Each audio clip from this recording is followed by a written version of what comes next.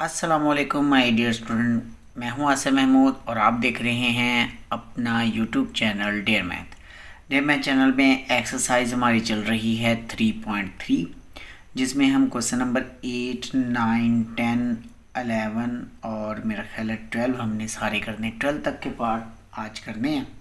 तो चलिए फिर आप रहें मेरे साथ वीडियो के एंड तक और हम इसे स्टार्ट करते हैं। एक इम्पोर्टेंट क्वेश्चन है, इसे हमें इम्पोर्टेंट भी लिख लेना चाहिए कि ये एक इम्पोर्टेंट क्वेश्चन है जिसमें हम कहता है शो दैट x 1 1 1 1 x 1 1 और इस तरह से ये दिया हुआ है। इसको हमने इक्वल करना है x+3 और x-1 होल क्यूब के।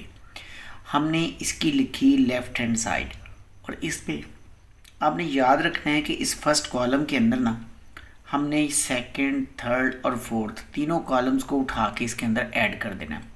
जब इसके अंदर ऐड करेंगे देखिए कि ये x है और ये तीनों 1 है, तो तीनों 1 प्लस होके 3 हो जाएंगे, तो x+3 ये बन जाएगा।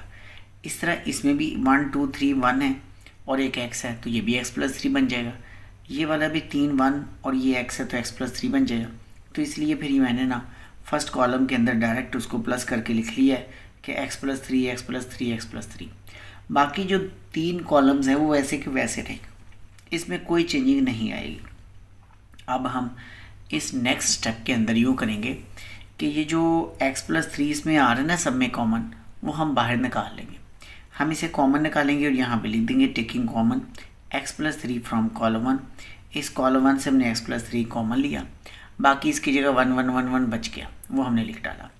अब उसके बाद आप देखिए कि ये जो फर्स्ट रो है ना सारी 1 है, तो इस फर्स्ट रो को हमने सेकेंड रो से, थर्ड से और फोर्थ से तीनों से हमने बारी बारी इसको माइनस कर देना, जैसे मैंने यहाँ माइनस करके लिखा। तो फर्स्ट रो वैसे रही, तो 1 में से 1 निकलेगा, 1 - 1, x में से 1 माइनस होगा x - 1, 1 में से 1 माइनस होगा 1 - 1 और 1 में से 1 माइनस तो 1 - 1। इसी तरह इस रो से भी यही निकालने सारी रो, तो 1 में से 1, 1 में से 1, x में से 1, x 1 में से 1। इस तरह लास्ट वाली रो से भी 1 में से 1, 1 में से 1, ये हमने सारा लिख लिया। यहाँ तक बात समझ आ गई। और अब आप देखिए इसमें नेक्स्ट जो है ना हमारे पास x+3 है, ये 1, ये फर्स्ट रो है और ये नीचे 0 है। आपको बताया कि होता है एक्सपेंडिंग मेथड, उसमें हम जो करते हैं कि कॉर्नर में 1 है, उसके नीचे 0 है, तो आप ये 1 वाला कॉलम और रो छोड़ देते हैं, यानी इस रो और इस कॉलम को आपने छोड़ देना है। x - 1 0 0 0 x - 1 0, ये सारा बच जाता है ये वाला हिस्सा। तो आपने क्या करना है, जब इसको सारे को आपने छोड़ दिया, जहाँ कॉर्नर में 1 होता है ना, 1 वाले कॉलम फिर 1 वाली रो को छोड़ देते हैं, तो हमारे पास ये 3 चीज़ें बच जाती हैं। अब आपने इसका सिंपल डिटर्मिनेंट ओपन करना है। x - 1 लिखा और इसका कॉलम, इसकी रो छोड़ दी, इसको इससे मल्टीप्लाई किया, x - 1 स्क्वायर बना -0 और ये आगे दोनों 0 हैं, इसलिए उन्होंने 0 कर देना, मैंने डायरेक्ट उसे 0 लिख दिया। अब सिर्फ x+3 बचना है और इसने इससे मल्टीप्लाई होकर क्यूब होना है और ये हमारी हो जाएगी राइट हैंड साइड। तो चलिए जी हम इसका दूसरा सवाल करते हैं, क्वेश्चन नंबर 9 करते हैं। इसका क्वेश्चन नंबर 9 यहाँ पे खूबसूरत तरीके से कर रखा है, जैसा कि आप इसे देखने वाले हैं। यह है क्वेश्चन नंबर 9, कहता है जी ए डिटर्मिनेंट, ए का ट्रांसपोज इसका डिटर्मिनेंट निकालें, ए ट्रांसपोज ए उसका डिटर्मिनेंट निकालें। हमें ए गिवन था, हमने इस ए का निकाला ट्रांसपोज में आपको पता है कि हम इस रो को कॉलम बना देते हैं, इस रो को भी कॉलम, तो मैंने इन रोज़ को कॉलम बना दिया। हमने इनको करना है मल्टीप्लाई, पहले लिखा ए, बाद में लिखा ए ट्रांसपोज, दोनों का किया प्रोडक्ट में हम इस रो को इस कॉलम से मल्टीप्लाई करते, 3 3 द 9, 2 2 द 4, -1 ऑन द 1, ये आ गया। ये 3 3 द 9, 2 2 द 4, -1 + 1 -1 + 1 हो जाएगा।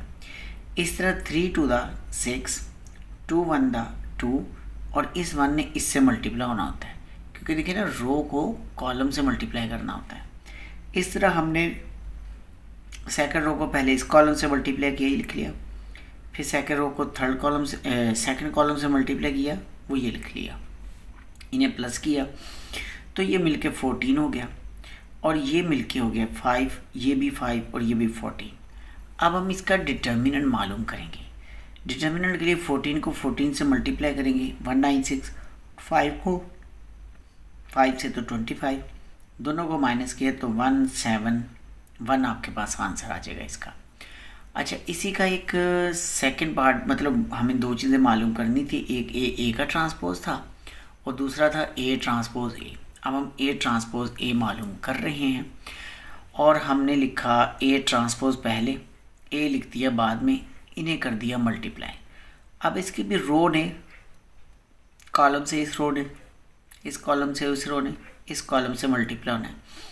तो जब पहले 3 को 3 से मल्टीप्लाई किया 9, 2 को 2 से किया 4, 3 को 2 से मल्टीप्लाई किया 6, 2 को 1 से करेंगे 2, 3 को -1 से करेंगे -3, 2 को 3 से करेंगे 6 आ जाएगा।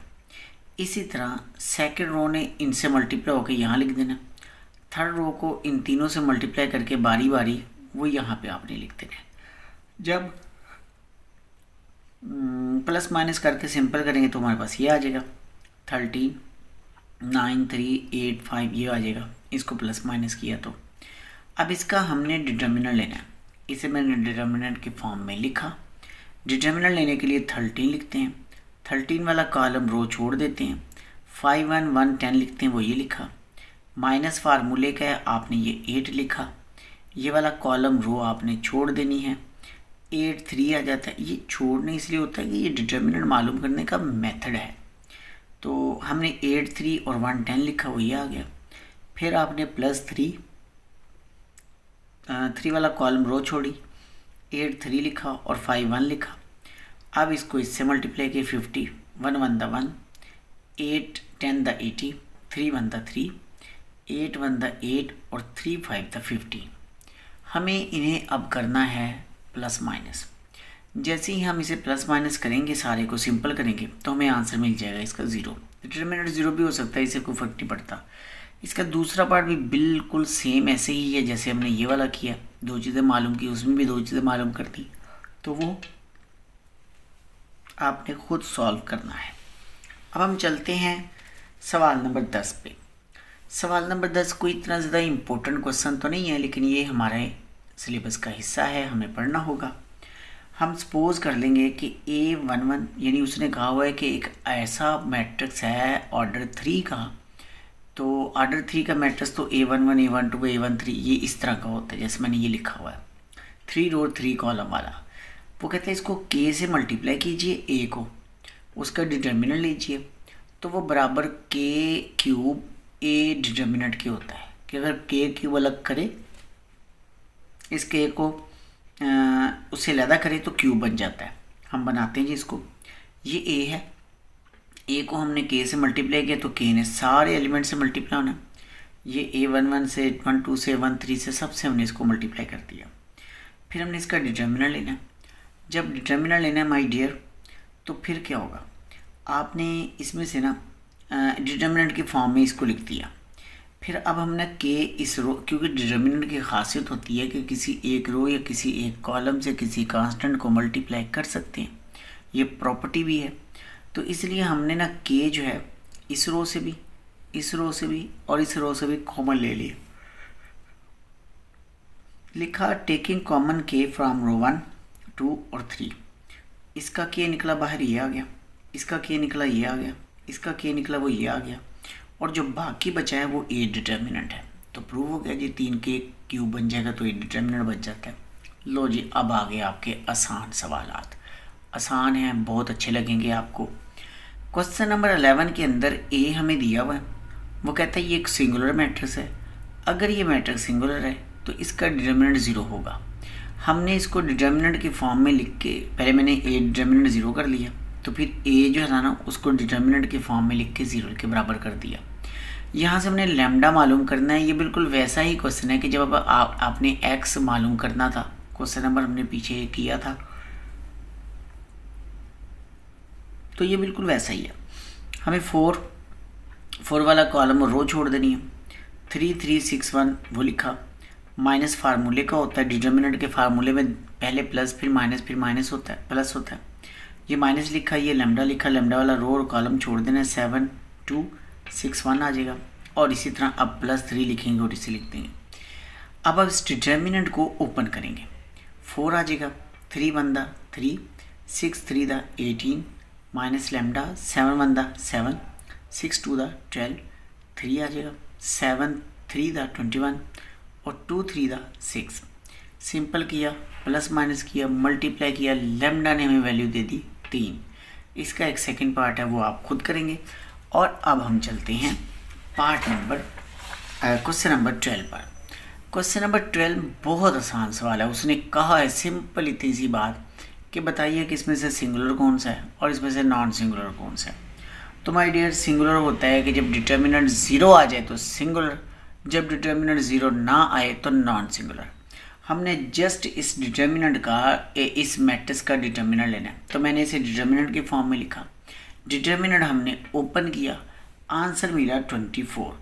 24 0 नहीं है, इसलिए आपका मैट्रिक्स जो है वो नॉन सिंगुलर है। इसके दूसरे पार्ट को देखिए।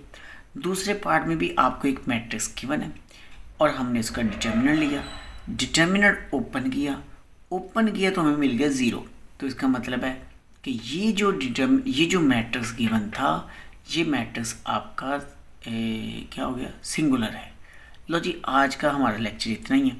मिलेंगे कल नेक्स्ट लेक्चर में, तब तक के लिए अल्लाह हाफिज़।